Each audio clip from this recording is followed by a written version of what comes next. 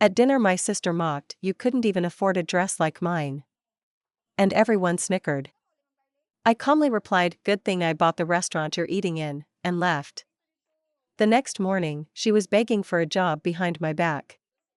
"You couldn't even afford a dress like mine," she said with a smirk, tilting her wine glass as if she hadn't just embarrassed me in front of our whole family. Everyone laughed. Even my mom smirked. I didn't flinch. I just looked at her, smiled, and replied, "Good thing I bought the restaurant you're eating in." Then I got up and left. She called me the next morning, asking for a job. I didn't answer. I never thought I'd write one of these, but after what happened last week, I needed somewhere to process everything. Maybe even hear from others who've dealt with this kind of family dynamic. Or maybe I just want to remind someone out there, just because you're quiet doesn't mean you're weak. I'm 37 female, my sister Selena is 33 female, and we've never been close. We grew up in Oak Brook, Illinois, one of those west suburbs of Chicago where everyone seems to be quietly competing with their neighbors. My parents ran a dry cleaning shop downtown, nothing glamorous, but it paid the bills. They worked hard, long hours. And even though we never said it out loud, it was clear they always had favorites. Selena was the golden child. She was gorgeous, I'll give her that. The kind of girl who turned heads just walking through a grocery store. She won local pageants, got small-time modeling gigs, and always seemed to know someone who could get her in somewhere. Meanwhile, I was more of a background character. I studied hard, worked part-time jobs, kept my head down. I didn't resent her, not back then. But over time, that changed. See, Selena's charm worked for a while. She got into a decent school but dropped out halfway through. Dated wealthy guys, had photo shoots in Miami, posted pics in designer outfits. But no one really knew where the money came from. My parents never questioned it. "She's just lucky," Mom would say, almost proudly, like her beauty gave us all status by association. Meanwhile, I built a quiet life in the city. I studied accounting, opened a small consulting firm with a college friend, and a few years ago, I took a chance on buying a struggling restaurant in Lincoln Park. It was a cozy little French bistro, nothing flashy. The owners were ready to sell, and I had the savings to step in. I kept my name out of it on purpose. I didn't want attention, and I didn't want my family's judgment. Fast forward to last week, my dad's 70th birthday. I suggested hosting the dinner at Maison du Jardin, my place. It felt poetic in a way, the restaurant that had become my passion project, now hosting the people who barely knew what I did for a living. I didn't tell them I owned it. I just made the reservation, arranged the menu, and planned to keep things quiet. Everything was going fine until Selena arrived. She showed up 45 minutes late, dressed like she was walking a runway. Red designer dress, heels that probably cost more than my car tires, dripping with that forced confidence I knew too well. "Sorry I'm late," she said, air-kissing Mom's cheek like she was greeting a talk show host. Traffic was awful. The attention immediately shifted to her, as it always did. She twirled into her seat, made a joke about these old downtown streets ruining her shoes, and then proceeded to dominate the conversation for the next hour. The moment came somewhere between the appetizers and the main course. She'd been sipping on her third glass of wine when she leaned back, glanced at me, and said it, "Marin, you couldn't even afford a dress like mine back in high school. Remember your little prom disaster?" The table chuckled. My uncle barked a laugh. Even Mom let out a soft "oh stop," but it was with a smile. I'd heard versions of this my whole life.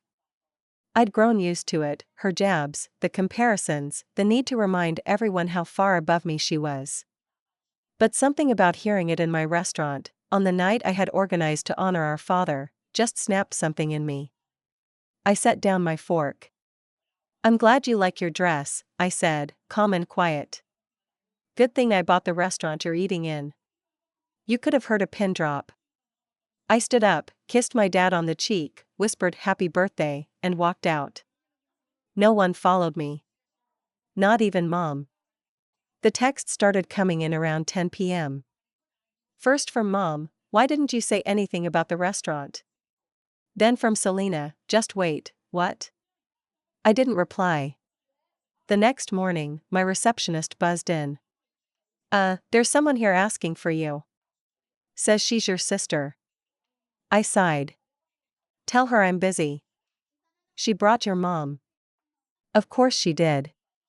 I walked out to the lobby, and there she was, Selena. No makeup. Hoodie. Leggings.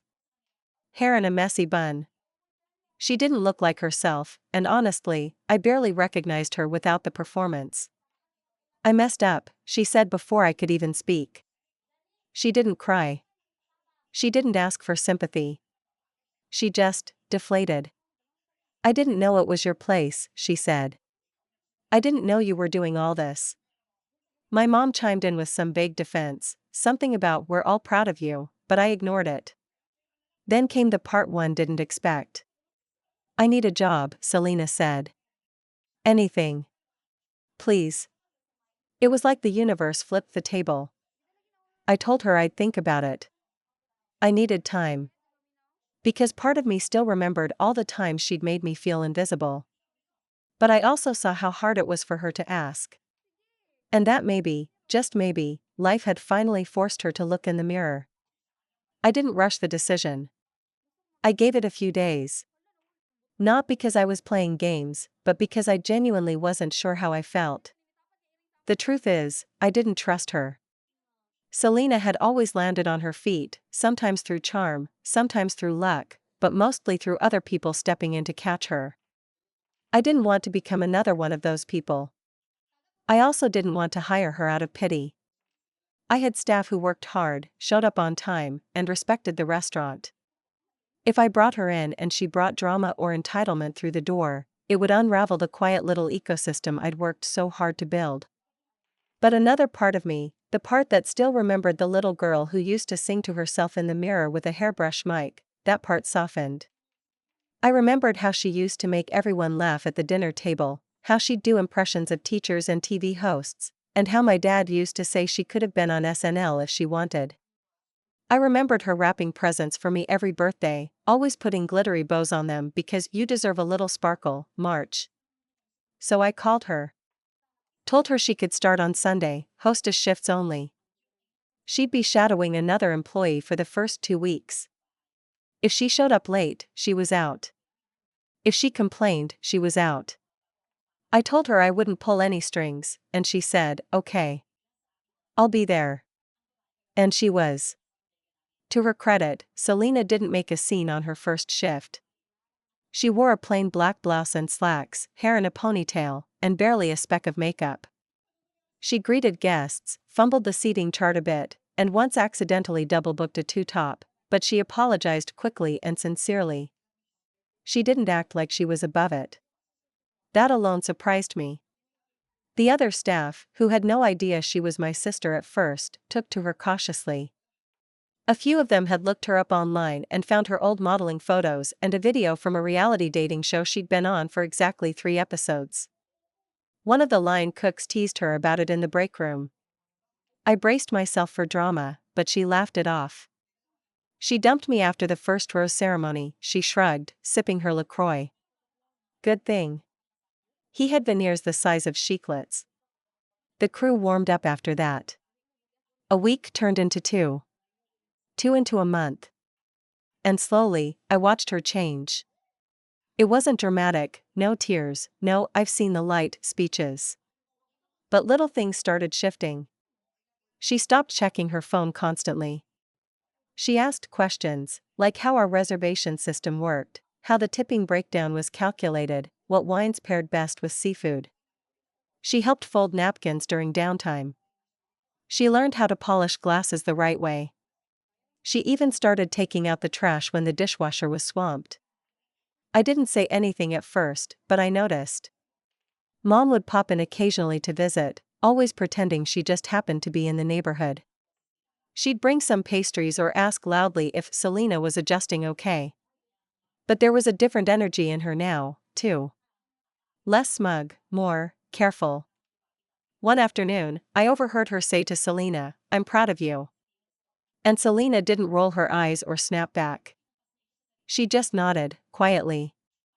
There were still rough days. Like the time a group of loud influencers came in and didn't recognize her, which clearly bruised her ego, or when a snobby customer asked if she was just a hostess in the kind of tone that used to make her feel smaller. But she held her ground. Didn't lash out. Didn't run. She stayed until close, helped mop the floor, and went home without a word. The shift manager pulled me aside that night and said, "I gotta admit, she's holding up better than I thought." I just nodded. I didn't tell anyone she was my sister until the third month. We had just finished a particularly busy Friday night, and Selena was counting the register. One of the waitresses joked, "You know, you and Marin kind of look alike." Selena paused, then glanced at me. "That's because we are." There was a beat of silence, then someone said, "No way," and another guy shouted, "That explains so much." She laughed, genuinely, and I laughed with her. After that, things felt a little more settled. She wasn't hiding anymore. And I wasn't either. We still weren't close, not in the way sisters in movies are. We didn't braid each other's hair or trade secrets over ice cream. But there was a mutual respect forming, something we'd never had before. It was slow, awkward, and still a little fragile, but it was real. And for the first time in years, I wasn't dreading family gatherings. Not because Selena had changed overnight, but because I had seen what she could be when she wasn't trying so hard to be seen. And maybe, that was enough. Then came Thanksgiving. We hadn't all been under the same roof in over a year, not since the dinner where Selena took her little dig and I walked out. This time, Mom insisted we do it at her house, back in Oak Brook. "Just the family," she said over the phone, in that nervous tone she used when she wasn't sure if I'd say yes. I agreed. Not because I was dying to go, but because I wanted to see how Selena would handle it now. When I arrived, Selena was already there, helping Mom set the table. She was in a cozy sweater and jeans, not a designer label in sight. Her hair was pulled back in a simple braid, and when she looked up and saw me, she smiled, not her old smirking grin, but something small and real. "Hey," she said. "Hey," I replied, sliding the wine bottle onto the kitchen counter. "You're early." "Mom needed help with the green beans," she said, waving a wooden spoon like it was a magic wand. "Apparently I'm better at snapping them than talking to them." Mom chuckled, then mumbled something about her girls finally getting along. I let it pass. Dinner was surprisingly peaceful. My dad cracked a few of his signature bad puns. Uncle Theo brought his usual fruitcake that no one touched. The cousins talked about their kids. It was normal. And that was a little jarring, given how chaotic it used to be. At some point, Mom started telling an old story from when Selena was 5, something about her hiding all the laundry quarters in a shoebox because she wanted to save us from being poor. Everyone laughed, and Selena groaned, "Can we please retire that one?" But then she added, "Although to be fair, those quarters probably had more real value than the NFTs my ex tried to sell me last year." Even I had to laugh at that. Later, as everyone migrated to the living room, Selena found me in the kitchen, rinsing wine glasses. She leaned against the counter and said, "Thanks for giving me a shot." I didn't look up right away. Just kept rinsing. "You earned it." "I know. But you could have said no." I turned to her then. "I almost did." "I would have deserved it," she said. We stood there for a moment, the dishwasher humming behind us. It was strange, the quiet between us wasn't tense anymore. It was full, almost warm. Then she asked, "Do you ever regret not telling us sooner? About the restaurant?" I shook my head. No. It felt like mine. For once, something that wasn't judged or compared or laughed at. She nodded. "Yeah. I get that now." And I think she did. Not in a vague, performative way. But genuinely. Because something about the grind of showing up for work, getting calloused hands, and staying on your feet for 10 hours in a loud, demanding space, it humbles you. Even the most prideful people can't fake their way through it forever. She still made mistakes. Like forgetting to confirm a large party reservation once, or nearly seating a couple at the wrong table because she mixed up the name cards. But instead of panicking, she'd own it, apologize, and fix it. She started asking about the business side of things too. Not just logistics, but real questions: how we balanced the books, how payroll worked, how profit margins changed with the seasons. At first, I thought she was just curious. Then I realized she was learning. She even started staying late some nights, watching how I handled vendor calls or reconciled receipts. "You ever think about opening another one?" she asked one night, wiping down menus. "Maybe. If the right space comes along." She tapped her chin. "You'd do a wine bar well." I paused. "What do you know about wine bars?" She grinned. "Nothing. But I'm learning, remember?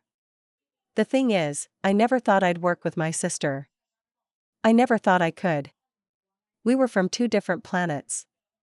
But the version of her that came to work, the one who asked questions instead of demanding answers, who rolled up her sleeves instead of rolling her eyes, that version was someone I could picture standing beside me.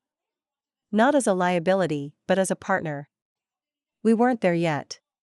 But the thought wasn't laughable anymore. Of course, not everyone took the change at face value. Mom pulled me aside after Sunday brunch and asked, "You don't think she's just playing the long game again?" I looked at her, really looked, and realized something. My mom had always needed one of us to shine. She built her identity around being the mother of the beautiful one, or the successful one. But now that we were just women trying to figure ourselves out, it made her uncomfortable. "She's showing up," I said simply. Mom pursed her lips. "I just don't want you to get taken advantage of." I held back a laugh. If only she'd had that concern 20 years ago. "Thanks for the concern," I said. "But I've got it covered." She let it go, for once. And so things continued. Gradually. Quietly. Some days I still had my doubts. Some days, I watched Selena chat with a VIP customer and felt a flicker of that old worry: was this charm or real engagement? Was she performing or connecting? But then she'd come back to the kitchen, grab a mop, and clean up a spill without being asked. And the doubt would shrink again. She didn't ask for raises. She didn't ask for praise. She just worked. That, more than anything, showed me she was changing. Not perfectly. Not quickly. But truthfully. Around month 5, Selena started picking up extra shifts. She didn't even ask, just stayed late when someone called out sick or covered weekends when the newer hires needed time off. She'd hang up her coat, tie back her hair, and just blend into the rhythm of the place. One Saturday night, we had an unexpected 30-person party show up, claiming they'd called in their reservation the week before.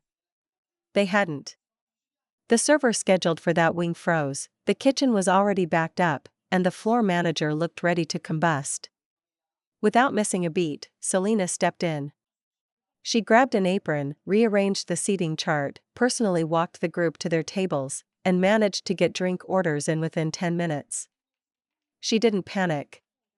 She didn't posture. She handled it. After things calmed down, I asked if she was okay. She just shrugged and said, "Felt like being useful." And she was. Genuinely. That night, after close, the staff stayed a little longer than usual. We opened a few leftover bottles from a private tasting earlier that day and passed them around the bar while cleaning up. Someone put on music. The lights were low, the floor still damp, and everyone was bone tired, but the vibe was good. Selena sat next to me on a bar stool, sipping a Bordeaux we'd overstocked for a cancelled event. "You know what's funny?" she said, eyes half-lidded from exhaustion. "What?" "I used to think this kind of work was beneath me." I raised an eyebrow. "And now?" She shrugged. "Now I realize I never actually worked before. Not like this." She wasn't fishing for validation. There was no performative humility in her voice. Just exhaustion. And a little growth. I didn't say anything. I didn't need to. A few weeks later, one of our longtime servers put in her notice. She was moving out of state for family reasons. We were already short-staffed and getting into the holiday season, never the best time to train someone new. Selena found me reviewing schedules the next day and quietly asked, "Do you think I could try serving?" I looked up. "You sure? I've watched the others. I've memorized the menu. I think I can do it." It was the first time she'd asked for more responsibility since she started. So we let her shadow for 2 shifts. Then we put her on a half section during a slower night. And she nailed it. It wasn't perfect. She poured white wine into a red glass once and forgot to mention a special to one table, but she was smooth. Confident, but not smug. And guests liked her. In fact, they liked her a lot. One woman left a note on her receipt, "Best server we've ever had here, kind, helpful, not fake." Thank you. I didn't tell Selena about the note right away. Just tucked it in the tip binder and kept watching. Observing. Wanting to see if this new version of her would stick around when things got harder again. And they did. A week later, a food runner didn't show. A storm had shut down half the trains, and 2 servers called out last minute. We were short, slammed, and the mood in the kitchen was tense. Selena didn't ask what to do. She just grabbed plates, ran orders, took drinks to tables, cleaned up glass after a toddler knocked one off a chair. She moved fast, quietly, without complaint. At the end of the night, when the place was finally quiet, I saw her leaning against the back door, eyes closed, breathing deeply. I approached and asked, "Still think this job is beneath you?" She cracked one eye open. "If you told me 2 years ago I'd be taking gum off the bottom of a high chair, I'd have laughed in your face. But now?" She gave a small, tired smile. "Now I get it. There's something grounding about it. Like, it matters even if nobody notices." And maybe that was the biggest change of all. Selena had spent years trying to be seen. She fed off attention, craved validation, chased it from anyone who'd give it. But now, she was okay just doing. Even if no one clapped. Even if it was messy and unglamorous. That's not something you can fake. I noticed the staff started turning to her more. For little things. To ask about table numbers, or wine pairings, or how to calm a cranky guest. She answered without ego. Sometimes she even asked me for clarification, in front of others. She wasn't trying to prove she knew it all, she just wanted to get it right. There was one moment that really struck me. It was late one evening, a weekday. We had a slow table of regulars, older couple, came in once a month like clockwork. The husband always wore a gray flat cap and read the same folded newspaper while waiting for dessert. Selena walked over and quietly knelt down to their level to ask how they were doing. I wasn't close enough to hear the conversation, but I watched the woman reach out and touch her hand. They both nodded. Later, I asked her what that was about. Her daughter just got diagnosed with MS, she said softly. They just needed someone to listen. She wasn't showing off. She didn't tell anyone else about it. And that's when I realized, this wasn't just a redemption arc. This wasn't about proving something to me, or to Mom, or even to herself. She was finally becoming the kind of person who cared about others more than how she looked to them. A few months later, things were steady. Selena had become a dependable part of the team. She wasn't just doing okay anymore, she was thriving. She picked up weekend brunch shifts without being asked. She stepped in to train new hires. And she even started showing initiative beyond the floor, proposing a loyalty punch card system to attract repeat lunch guests, which actually worked. It was around this time that I got an email from a well-known food critic in Chicago. She was coming in for a feature called Chicago's Quiet Culinary Stars. A mid-tier recognition, but a great one, especially for a restaurant that didn't scream for attention. I didn't tell the staff. I didn't want to jinx it. She came in on a random Tuesday night. Sat by herself. Ordered the duck.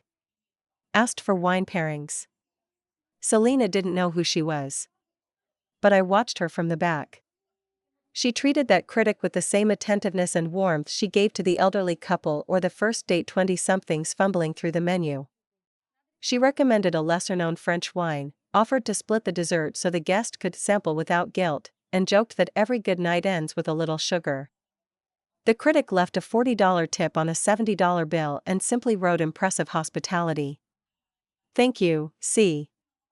A week later, the feature went live. The restaurant was highlighted for its low-key elegance, deeply attentive staff, and sense of grounded warmth. Selena's service was mentioned directly. My server, C, made the night feel like I was at a friend's table, not just a customer.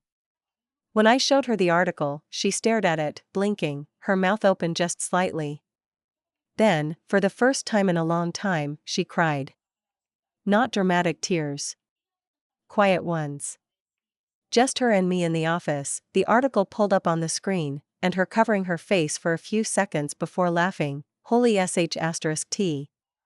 And I just patted her back. You earned it. Now, here's where the full circle part kicks in. One weekend in early spring, we hosted a small private event, a birthday dinner for a local real estate guy who was a semi-regular. His girlfriend was throwing it for him. The reservation was for 20 people, prix menu, champagne on arrival. It was good money and a high-visibility night.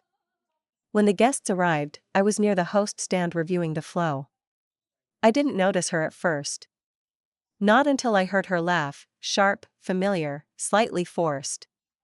Selena was at the bar, greeting another guest, when she turned her head and froze. Walking in arm with a much older man, in a low-cut sequin dress, decked out head to toe, was Selena's old frenemy from her pageant days. Lexi. The one who always rubbed it in that she booked one national shampoo commercial and spent the rest of her 20s coasting on that success like it was an Oscar. I hadn't seen Lexi since a party back when Selena was still chasing after reality show auditions.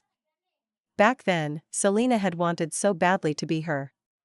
Lexi didn't recognize me right away. But when she caught Selena behind the bar, apron tied around her waist, her hair in a bun, wiping down a menu, she did a double take. She sauntered over, faux friendly smile painted on. Selena?